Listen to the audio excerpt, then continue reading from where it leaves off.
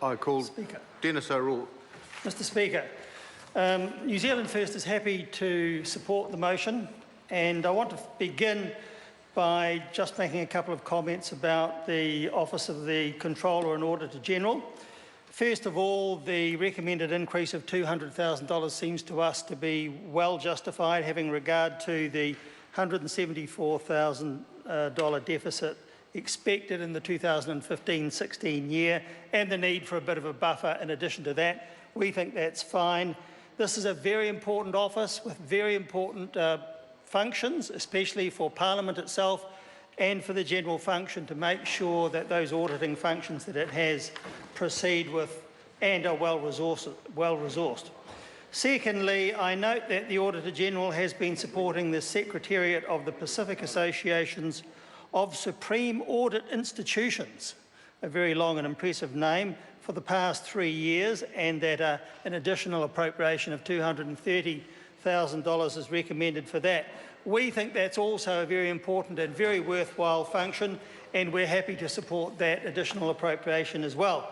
But I particularly wanted to move on to the matter of the Office of the Ombudsman.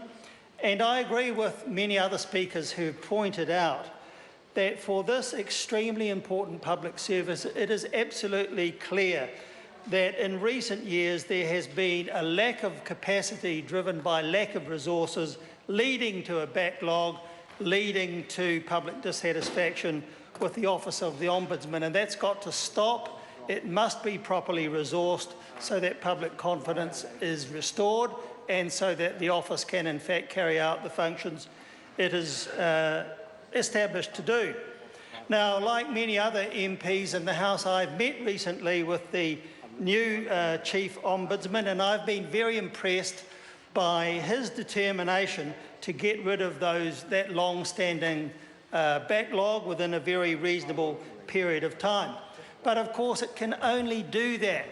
That office can only do that if it has adequate resources for the job. I think that the new Ombudsman has got a good strategy, that he's got a lot of energy and a great deal of capability.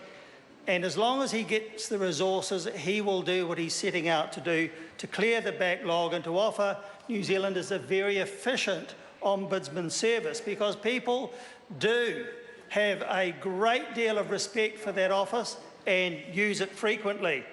Unfortunately, one of the things I would say that is a problem in New Zealand at the current time is the issues about official information. Too many government agencies make it too hard to get official information, and too many local government organisations do just the same. And as Eugenie Sage said, some of them use charging techniques to try to discourage people from applying for information. So we like the increased allocation for the Ombudsman. We think it's well justified, and we'll be supporting it. And finally, I can make similar comments for the Parliamentary Commissioner for the Environment, and I agree with Jerry Brownlee that this office has performed extraordinarily well in recent times. It has shown its worth. It has shown to the public and to this Parliament that it can do a very good job in making us aware of the environmental issues that face the country.